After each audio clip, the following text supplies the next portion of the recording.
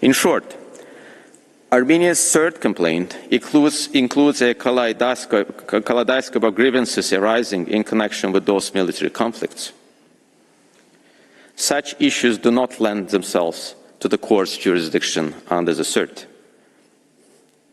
This is Azerbaijan's ratione materiae objection, on which I will elaborate shortly. Additionally, the entirety of Armenia's third complaint suffers from a fatal procedural flaw. Namely, to the extent that its complaint does arise out of a dispute between Armenia and Azerbaijan with respect to the interpretation or application of cert, Armenia's invocation of the court's jurisdiction under Article 22 was premature. That is because Armenia failed to engage in negotiations with Azerbaijan in an attempt to settle that dispute, and failed to pursue, as far as possible, the limited discussions that did take place. From the outset, Armenia had its sights firmly set on commencing these proceedings before the court and using the fact of these proceedings to wage a public media campaign against Azerbaijan. This is Azerbaijan's objection that Armenia has failed to comply with the negotiation precondition required by Article 22 of CERT, on which I will also elaborate shortly. An overriding explanation for Armenia's broadly framed CERT complaint is the limited scope of the compromissory clause at Article 2 of CERT. Armenia cannot resort to international adjudication with respect to its allegations of international humanitarian law breaches, arbitrary detention, and enforced disappearance. Thus, it has been driven to shoehorn those complaints, which properly analyzed contain no discriminatory elements within its third application. This preliminary objection phase provides an opportunity for the court to define parameters for its substantive third jurisdiction, both in respect of the military conflicts between Armenia and Azerbaijan and with respect to other conflicts around the world. This would be especially timely, given the growing tendency to misuse CERT in order to bring within the preview of this court ever more wide-ranging disputes. I will make some further remarks with respect to each of Azerbaijan's preliminary objections before handing over to members of Azerbaijan's council team who will lead you through the details. As I have mentioned, and as elaborated at paragraph 71 of Azerbaijan's preliminary objections, dated 21 April 2023, Azerbaijan raises two preliminary objections with respect to Armenia's third complaint. The first is that Armenia's complaint should be dismissed in its entirety due to Armenia's failure to comply with the negotiation precondition at Article 22 of CERT. Azerbaijan views that precondition as a solemn obligation of all CERT parties and as a critical precursor to CERT proceedings before the court. Consequently, Azerbaijan approached the negotiations with respect to Armenia's CERT complaints seriously and with a view to settling the CERT disputes. It is important for the court to appreciate the context here. Prior to Azerbaijan's attempt to negotiate the CERT disputes, Azerbaijani and Armenian representatives had not met for 30 years. As Professor Talman will explain, the exercise of setting even the basic framework for the negotiations to come took many months. There followed just two short online meetings of any substance, lasting a few hours each, before Armenia filed its application at the court. To say the least, this came as a surprise to Azerbaijan. There had been no genuine negotiation process before Armenia filed its complaint.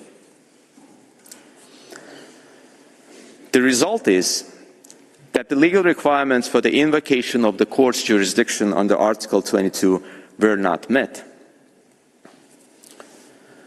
Armenia filed its application before even allowing a third meeting to discuss the parties' positions.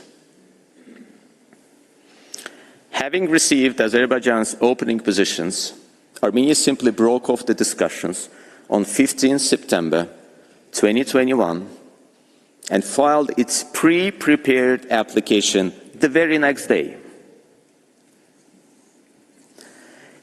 In Azerbaijan's submission, to declare the negotiations precondition in Article 22 met in such circumstances would be to render that precondition devoid of meaning. Azerbaijan requests that the court use this opportunity to emphasize the importance of compliance with applicable negotiation requirements before invoking the court's jurisdiction.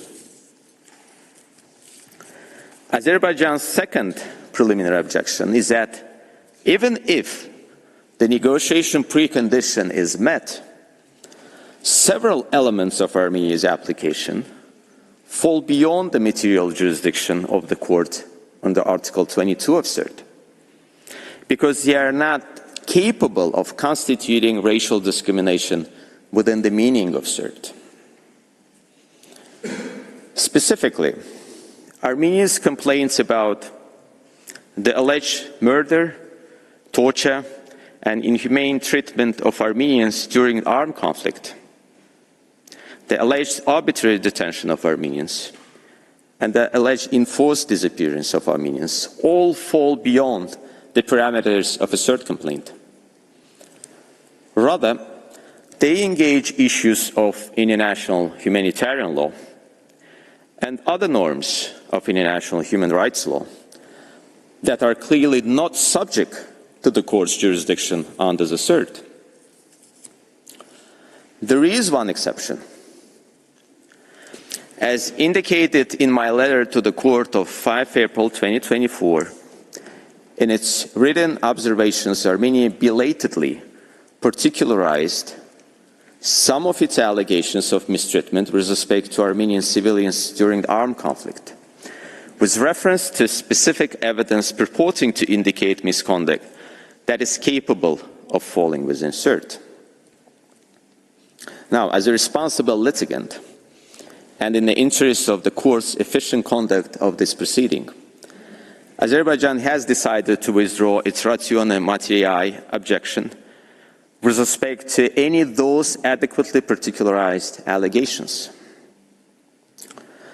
Mr. Wordsworth will pick up this issue further in his speech today. For now, I would simply note that while it accepts that the court has jurisdiction over those exceptional allegations, Azerbaijan is certain that it will defeat them at any merit stage. In its formal submissions, at page 750 of its memorial, Armenia tries to dress up the relevant elements of its application as CERT complaints by simply adding the adjective discriminatory before each of its allegations, and emphasizing that the allegations concerned ethnic Armenians. You can see it on your screen. But simply adding these words to describe allegations that engage other norms of public international law without any accompanying specific evidence of racial discrimination is not sufficient to make those allegations capable of falling within the CERT. Armenia had to do more. Two further points warrant attention before I hand over to Professor Tolman. First, Azerbaijan's ratione materiae objection concerns only those aspects of Armenia's third complaint that fall beyond the subject matter of the Convention. It is not aimed at excluding the entirety of Armenia's third complaint from scrutiny by the court at this preliminary stage, at any merit stage, excuse me. Thus, Azerbaijan has raised no objection at this preliminary stage with respect to a number of Armenia's third complaints, including those connected with hate speech and alleged failures to take effective measures to combat racial discrimination. What is at stake here is the scope of the court's jurisdiction under Article 22 of CERT. In Azerbaijan's submission, the court can, and if it rejects Azerbaijan's first preliminary objection, then it should, building on the logic of its recent judgments, define the limits of its jurisdiction under the CERT. Second, while they fall beyond the court's substantive jurisdiction under CERT, Azerbaijan does not in any way condone alleged violations of international humanitarian law and other international human rights norms.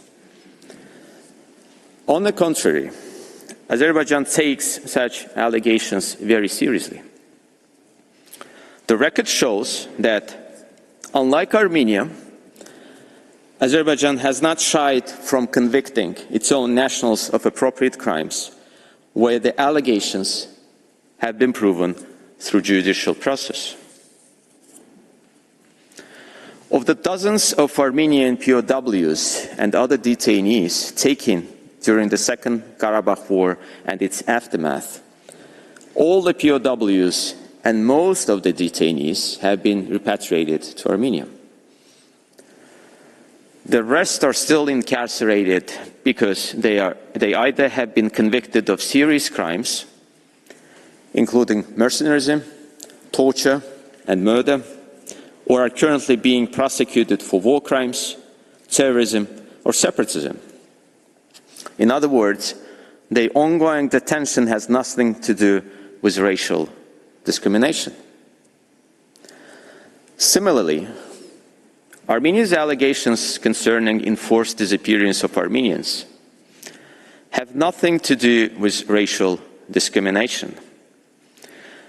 But Azerbaijan takes them seriously and has been working in cooperation with Armenia to ensure clarity, transparency, and mutual trust in the search for missing persons from both sides.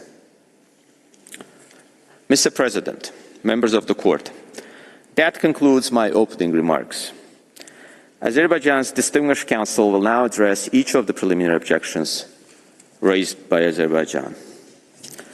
First, Professor Talman will address you on Azerbaijan's objection relating to Armenia's failure to comply with the negotiation requirement under Article 22 of CERT.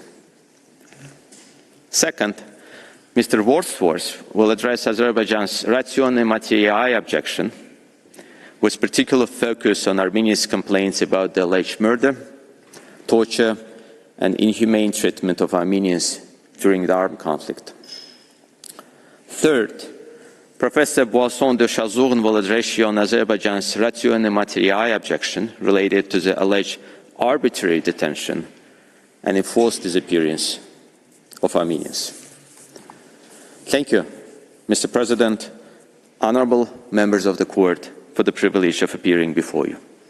I now kindly ask you, Mr. President, to invite Professor Talman to address the court. I thank the agent of Azerbaijan for his statement. I now invite Professor Talman to take the floor. You have the floor, sir.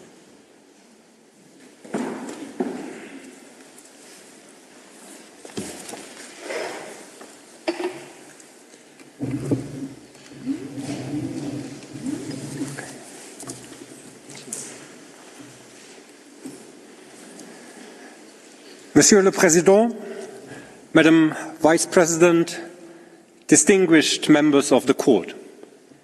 It is an honor. The application should be dismissed because Armenia is not cumulative. Armenia does not contend submitted to procedures expressly provided for in the Convention. The crucial question for the Court's jurisdiction, therefore, is whether the dispute is one that is not settled by negotiation. Mr. President, members of the Court, the question of whether the negotiation precondition under Article 22 is fulfilled has not yet been decided.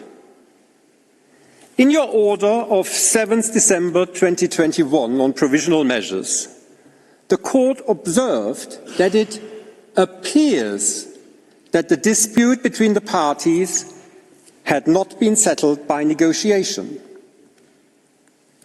No definite finding was made at the time. At the stage of the proceedings, the Court needed only decide whether prima facie it had jurisdiction. The prima facie threshold is, of course, substantively lower than that which the Court must now apply in order to establish definitely whether or not it has jurisdiction over Armenia's third complaint. Indeed, the Court expressly reaffirmed that its decision in no way prejudges the question of jurisdiction of the Court. The Court may recall that in Georgia versus Russia, it also found at the provisional measures stage that the dispute had not been resolved by negotiation and that prima facie it had jurisdiction. This did not prevent the Court from ruling later at the preliminary objection stage that the parties did not engage in negotiations and that consequently it had no jurisdiction over Georgia's third complaint. The same is true in the present case. Armenia has not fulfilled the negotiation requirement, and there is thus no jurisdiction under Article 22 of CERT. In Georgia versus Russia, the Court set out the conditions that must be fulfilled in order to meet the negotiation requirement in Article 22. First, there must have been negotiations between the parties, or at least a genuine attempt at negotiations by the applicant. Second, if negotiations were conducted or the applicant genuinely attempted to engage in negotiations, the negotiations must have been pursued as far as possible with a view to settling the dispute. Neither of these conditions has been fulfilled by Armenia in the present case. Mr. President, let me start with the first condition. Whether there have been negotiations between the parties, or at least a genuine attempt at negotiations by the applicant. This depends on what constitutes negotiations in terms of Article 22. In determining what constitutes negotiations, the Court observed that, I quote, "Negotiations are distinct from mere protests or disputations. Negotiations entail more than the plain opposition of legal views or interests between the two parties, or the existence of a series of accusations and rebuttals, or even the exchange of claims and directly opposed counterclaims." End of quote. Rather, the concept of negotiations requires that the parties engage in discussions with a view to resolving the dispute, or at least make a genuine attempt to do so.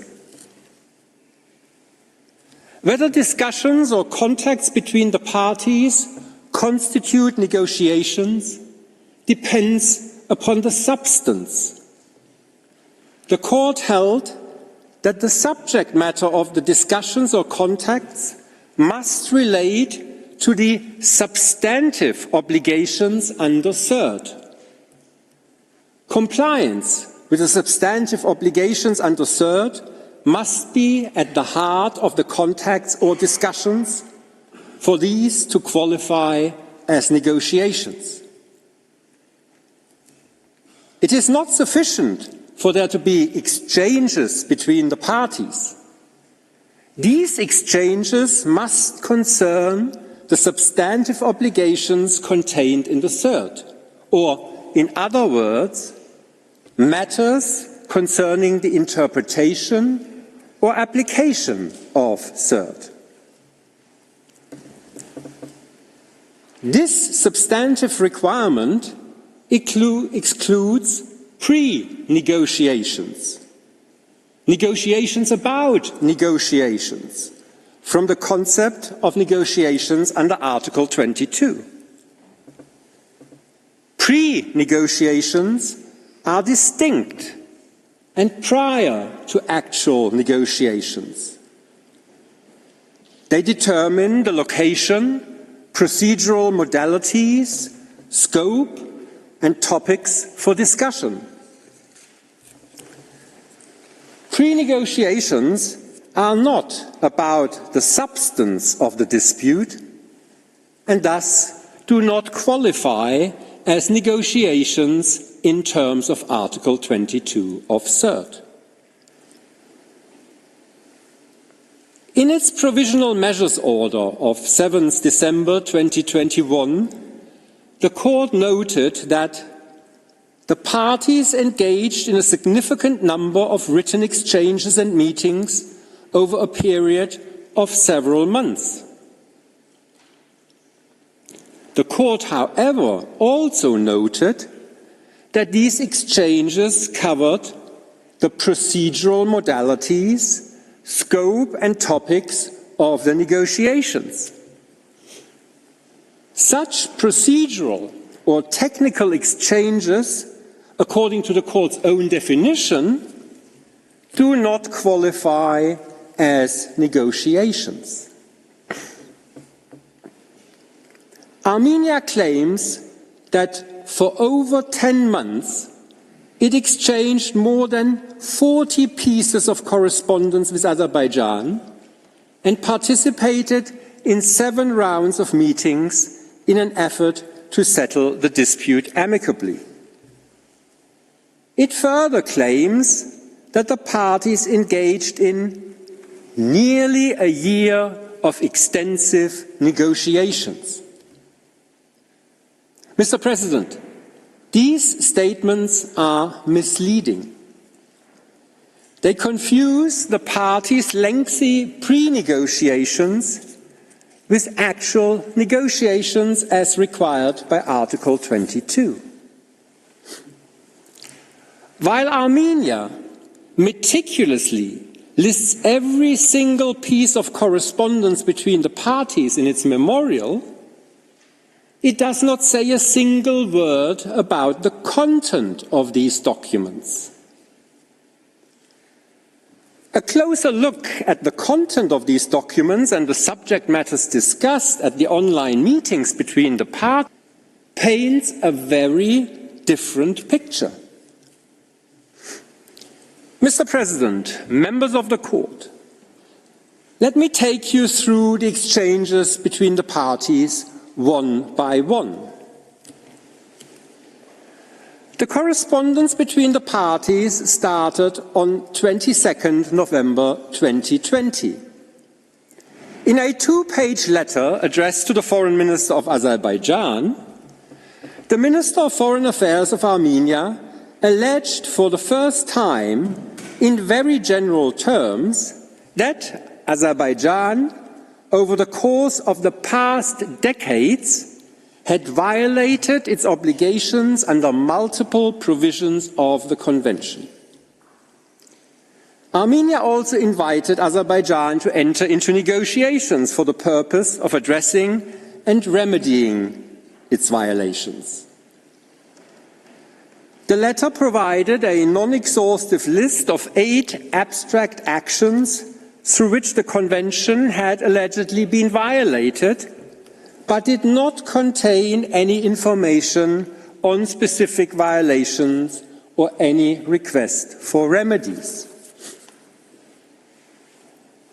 Azerbaijan's foreign minister responded on the 8th of December 2020, rejecting Armenia's assertions and listing on his part, by example, 7 general actions by which Armenia had violated its obligations under the Third.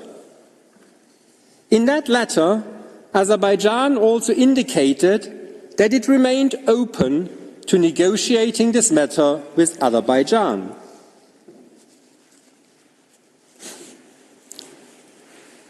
The 2 letters did not address any specific violations of the Convention, let alone link any of the actions to particular obligations under the Convention. In the Court's own words, such a written exchange of claims and directly opposed counterclaims may evidence the existence of a dispute, but it does not constitute attempts at negotiations between the parties. In fact, this exchange provided a prelude to the ensuing pre-negotiations.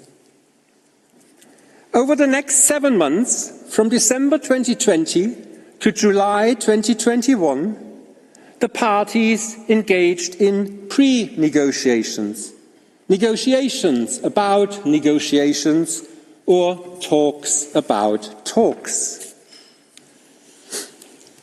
7 months of pre-negotiations may seem a long time. However, it must be remembered that the parties had not met bilaterally without a mediator for almost 30 years.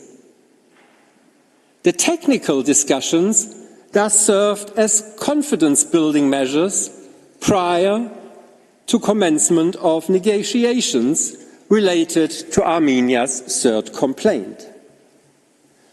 Such pre-negotiations are a general feature of the relations between the parties.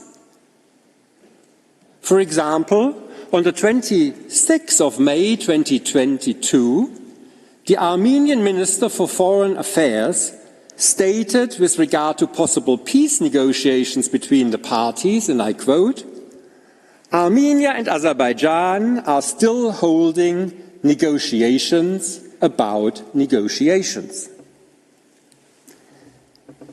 In their pre-negotiation correspondence and meetings, the parties focused on procedural modalities, scheduling timetables, scope and topics for the discussions to be held on the alleged violations of the Third, and the agenda for their meetings. For example, on the 22nd December 2020, Armenia suggested to start with the format and process of further negotiations. On the 3rd of March 2021, Armenia expressed its hope that, I quote, "the parties will continue approaching their initial procedural matters in the same constructive fashion with a view to promptly reaching agreement on the remaining open questions of modalities of further negotiations." Mr. President, members of the Court, as you can see on screen, it was only on the 3rd of May 2021 that the parties confirmed the 12 points agreed procedural modalities for their substantive discussions. However, this was not the end of the pre-negotiations. The parties continued to discuss the topics for the negotiations and the scheduling of the substantive negotiations. On the 31st of May 2021, the parties presented the topics which they wanted to address during the substantive negotiations. In its presentation on the scope of the negotiations, Armenia identified several topics which had not been included in the first list of alleged convention violations in its letter of 11th November 2020. The newly introduced topics included allegations of engagement in practices of ethnic cleansing, suppression of civil society organizations working towards reconciliation with Armenia, and failure to provide Armenians with equal treatment before tribunals and all other organs administering justice. None of these allegations, two-page list of Armenia's topics to be discussed at the substantive talks, was phrased in very general terms and did not include any specific examples, facts, or evidence of alleged violations. Armenia also stated that it intended to discuss the remedies at the talks, but did not specify any remedies in connection with the alleged third violations. Without any of those specifics, a substantive discussion of alleged third violations was still impossible at that stage of the pre-negotiations. That there were no substantive negotiations has also been confirmed by Armenia on no less than 4 occasions. On the 30th of April 2021, Armenia noted the length of time, I quote, without any substantive discussions having been held. On the 22nd of May 2021, Armenia stated that it expects no further delay to the commencement of substantive negotiations on its claims under the third.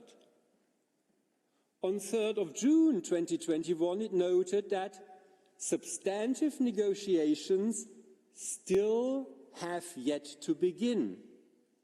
And on the 22nd of June 2021, it stated that it was ready to commence meaningful substantive negotiations. Armenia seems to take the view that substantive negotiations finally started on 15-16 July 2021.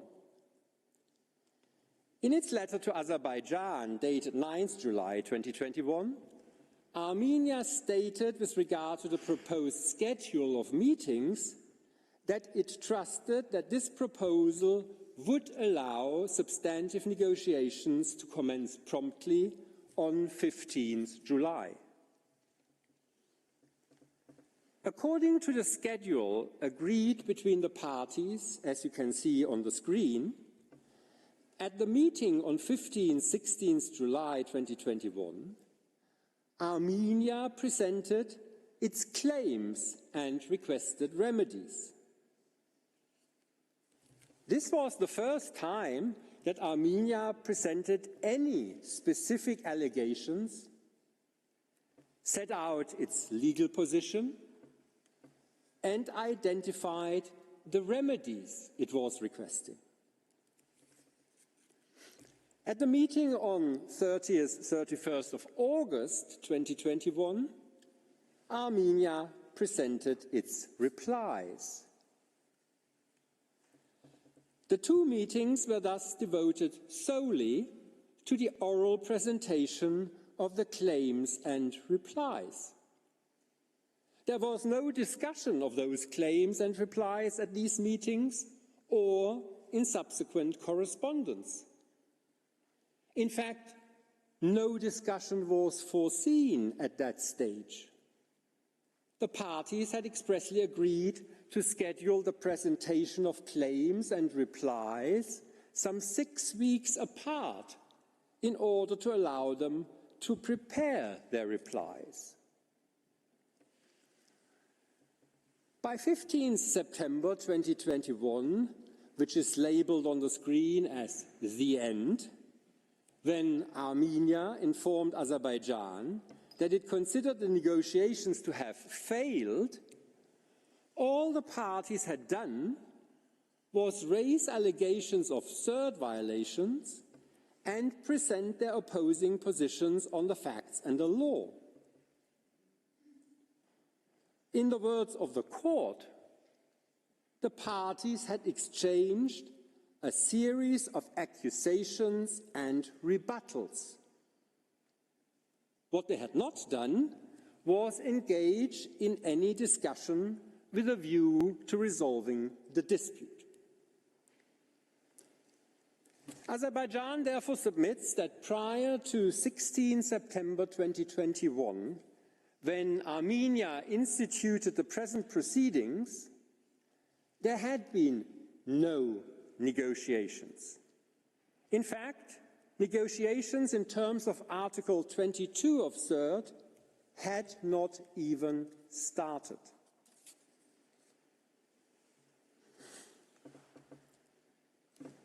Mr. President, members of the court, there were not only no negotiations, but Armenia never made a genuine attempt at such negotiations.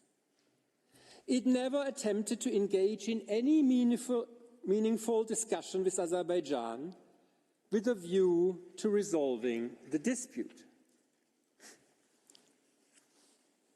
It is clear from the evidence that from the outset, Armenia's only aim was to bring its allegations against Azerbaijan before this court. This is confirmed by its very first diplomatic note of 11 November 2020, when it invited Azerbaijan to enter into negotiations for the purpose of addressing and remedying the alleged third violations.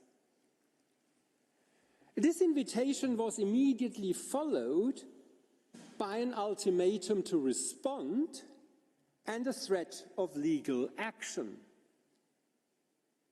Armenia stated, and I quote, "Should Azerbaijan reject this invitation or fail to respond to it within no more than a month from the date of receipt of this letter, or should any purported negotiations become futile, Armenia reserves the right to seek to settle the dispute in accordance with the procedure described under Article 22 of the Convention." End of quote. Before negotiations could even start, Armenia already spoke of purported negotiations and their futility. It implicitly threatened that if it did not get its way, it would simply declare the futility of the negotiations and take the dispute to the court. But discussions with a view to resolving the dispute cannot be based on threats, but require openness to the other party's position, flexibility, and the ability to compromise, none of which has been shown by Armenia. Proceedings before this court were at the forefront of Armenia's mind throughout the pre-negotiations.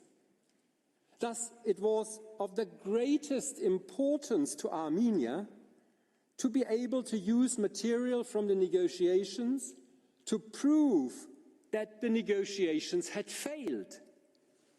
For 3 weeks, the pre-negotiations were solely concerned with Armenia's wish to include in the agreed procedural modalities a passage that would allow Armenia to prove as a matter of fact that negotiations had in fact failed.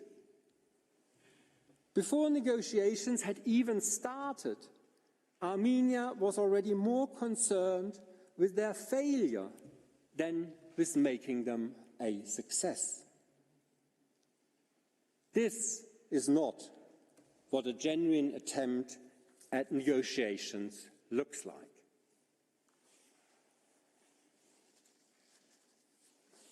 Mr. President, throughout the pre-negotiations, Armenia adopted a totally unrealistic and unreasonable position with regard to the time necessary for the substantive negotiations.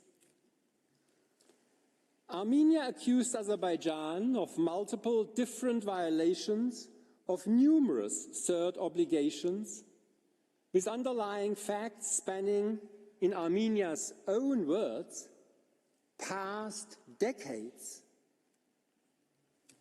The magnitude of the dispute is demonstrated by the fact that Armenia has now submitted to this court a 755-page memorial accompanied by 297 annexes totaling 1,200 alleged breaches involving numerous third provisions, and to provide at least 10 different remedies. Mr. President, members of the court, how many days would you allocate for negotiating such a substantial dispute? Probably months, if not years.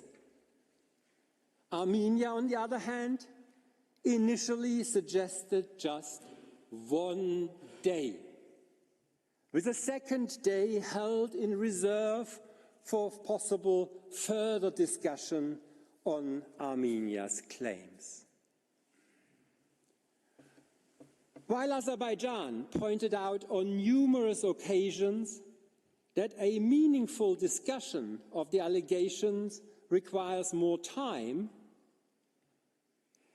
Armenia in the end only agreed to a schedule that allocated 2 days for the presentation of its claims and requested remedies, and gave Azerbaijan another 2 days to present its replies.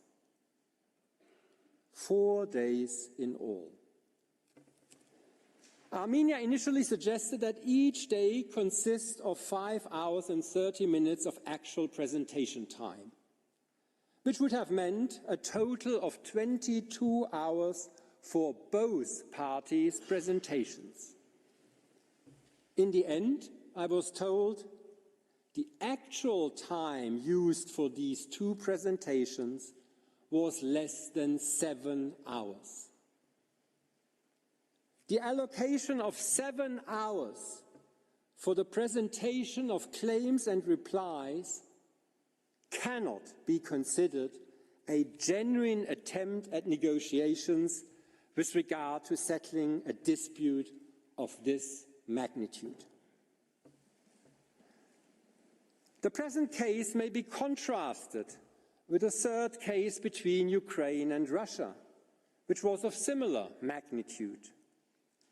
In that case, Ukraine sent 19 diplomatic notes to Russia, expressly referring to the rights and obligations under the Third and the alleged violations of the Convention, and providing Russia with extensive and detailed records of alleged acts of racial discrimination. During 3 rounds of face-to-face meetings, Ukraine engaged with Russia on the facts and circumstances of specific discriminatory acts and sought Russia's responses and explanations. Ukraine also provided responses to Russia's questions concerning specific incidents, both during the meetings and in follow-up diplomatic correspondence. It is against this background that the court observed that, I quote, negotiations between the parties lasted for approximately 2 years and included both diplomatic correspondence and face-to-face meetings, which, in the court's view, and despite the lack of success in reaching a negotiated solution, indicates that a genuine attempt at negotiation was made by Ukraine. End of quote. There is no similar evidence of a genuine attempt at negotiation in the present case by Armenia. Mr. President, during the pre-negotiations, Armenia also paved the way for unilaterally declaring the negotiations to have become futile.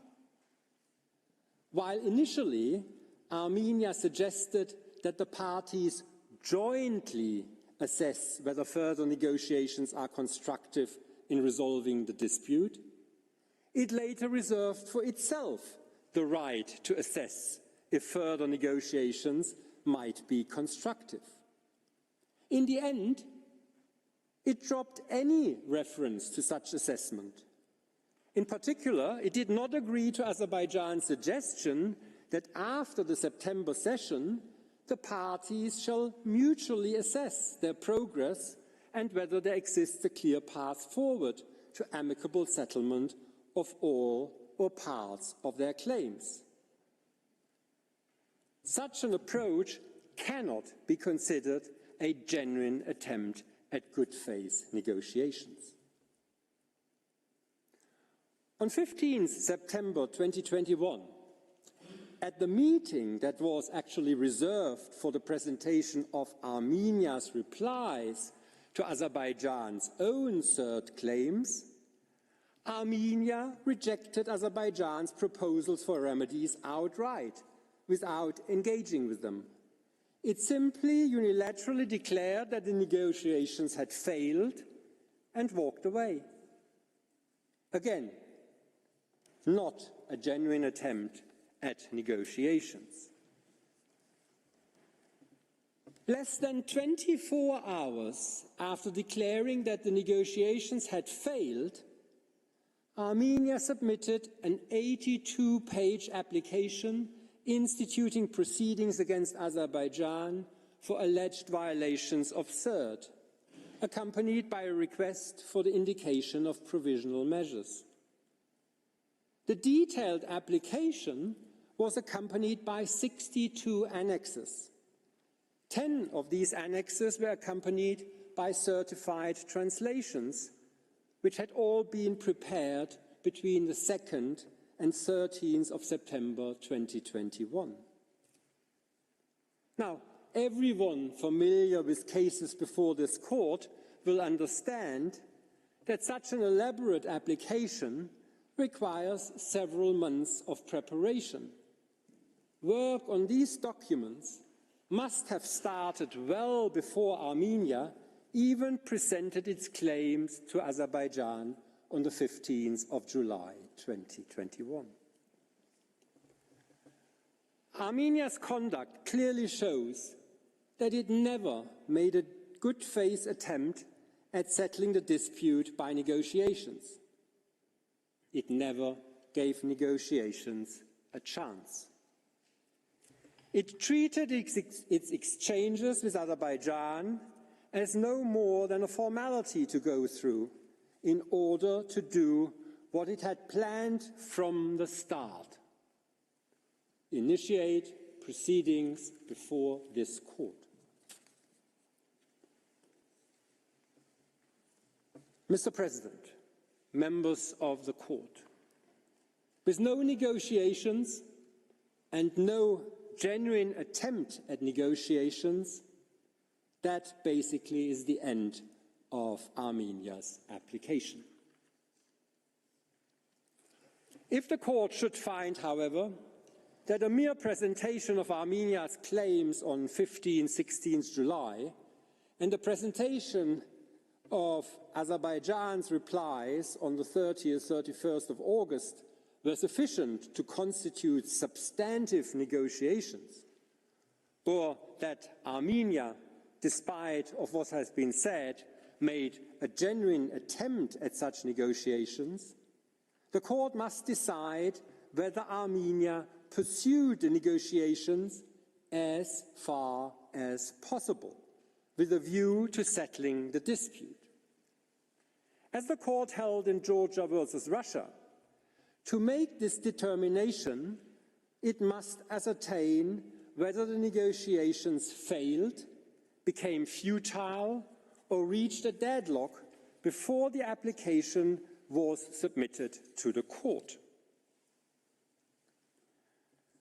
The court's inquiry into the sufficiency of negotiations is a question of fact to be considered in each case.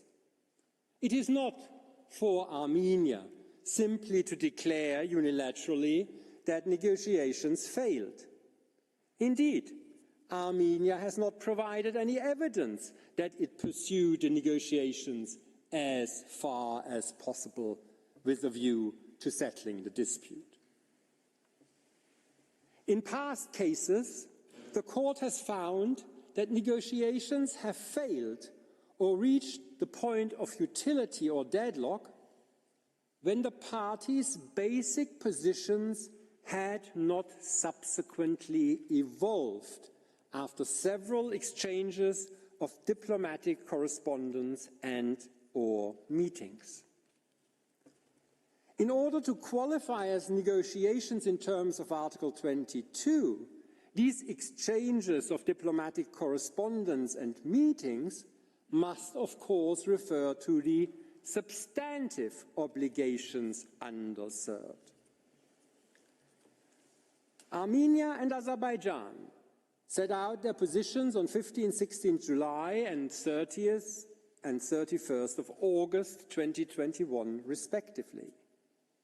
There were thus not several exchanges of diplomatic correspondence or several meetings, but just 2 meetings in which each side set out its position for the first time. Meetings with such a narrowly defined purpose cannot form the basis for finding that positions have not evolved or that no progress has been made in terms of substantive matters. It is difficult to see how Azerbaijan's position could have evolved and how progress in reaching common ground on substantive issues could have been made when the discussions were terminated by Armenia shortly after Azerbaijan had set out its position for the first time. A position can only evolve when it is given a chance to evolve. At the provisional measures stage, the court found that, based on information available then, it seems that the position of the parties remained unchanged and that their negotiations had reached an impasse. As I've already shown, the court is not bound by this finding. The finding is also incorrect. Progress on substantive matters was indeed made. In its reply to Armenia's claims and requested remedies, Azerbaijan did not rebuff the idea of remedies, but in the interest of resolving the dispute, submitted a proposal for joint actions. Several of the 13 actions proposed by Azerbaijan directly corresponded to the remedies requested by Armenia, which is demonstrated by the fact that they also correspond to the remedies Armenia now requests before this court. Mr. President, members of the court, Let me give you just 3 examples of progress, albeit tentative, that has been made in just 2 exchanges. First, Armenia asked the court to order Azerbaijan to allow the safe and dignified return of displaced ethnic Armenians to their homes and places of origin. In its proposals, Azerbaijan had offered to facilitate the return of all refugees and internally displaced persons displaced by the conflict who desire to return to their homes. Second, Armenia asked the court to order Azerbaijan to guarantee the right of ethnic Armenians within its jurisdiction to equality before the law, notably in the enjoyment of the human rights and fundamental freedoms. In its proposals, Azerbaijan had offered to take steps to provide for the rights of everyone, regardless of ethnic origin, to equality before the law and the equal enjoyment of fundamental human rights.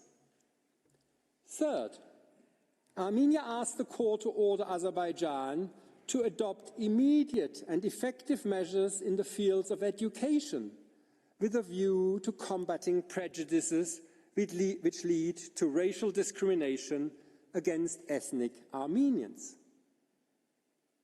In its proposals, Azerbaijan had offered to assess educational materials and remove any anti-Armenian statements from textbooks and other materials used in schools.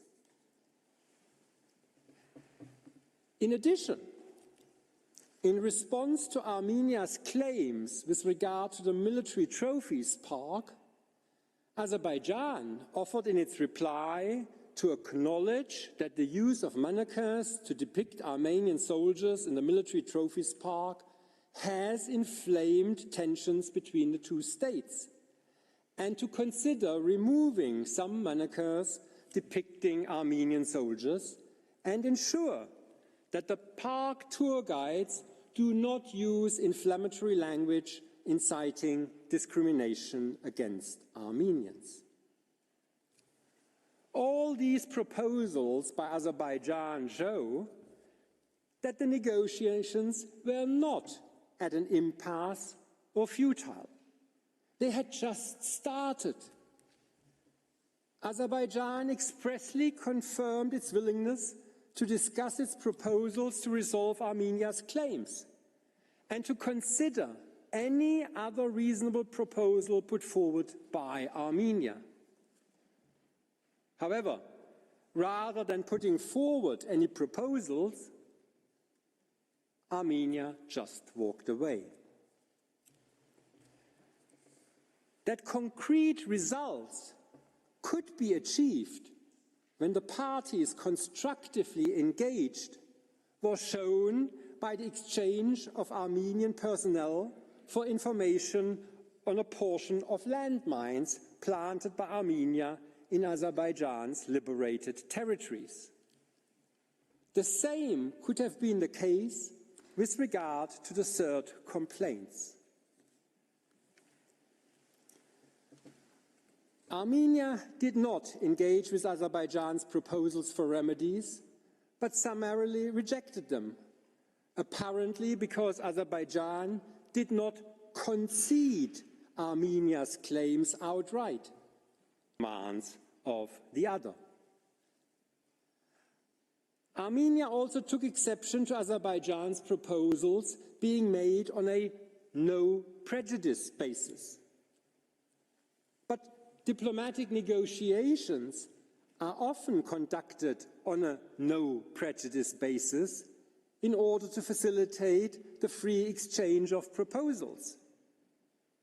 During the pre-negotiations, Azerbaijan had expressly suggested including a no prejudice clause in the agreed procedural modalities.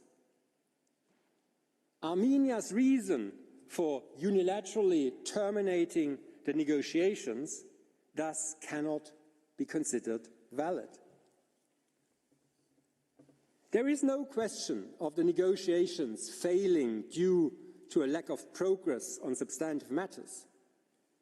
The only reason why negotiations were not pursued as far as possible is Armenia's unwillingness to do so. As negotiations have not been exhausted, the precondition of negotiation is thus not met. Let me conclude. According to the Court's own definition of negotiations in terms of Article 22, the parties never conducted negotiations, and Armenia also never made a genuine attempt at such negotiations. Even if it did, by unilaterally breaking off the negotiations when they had only just begun, Armenia did not pursue these negotiations as far as possible. If Armenia's conduct in this case indeed sufficed to meet the requirement of negotiations, this procedural precondition would not just be downgraded to a mere formality, it would become a farce with far-reaching consequences for future third cases more generally. For these reasons, the Court should uphold Azerbaijan's first preliminary objection and dismiss Armenia's application for lack of jurisdiction under Article 22 of the Third. That brings me to the end of my presentation. I thank the Court for its kind attention. Mr. President, it might now be a convenient time for a short break. Otherwise, may I ask you to call on Mr. Wordsworth to present Azerbaijan's second preliminary objection. Thank you. I thank Professor Talman for his statement. Before I invite the next speaker to take the floor, the Court will observe a 10-minute break. The sitting is suspended.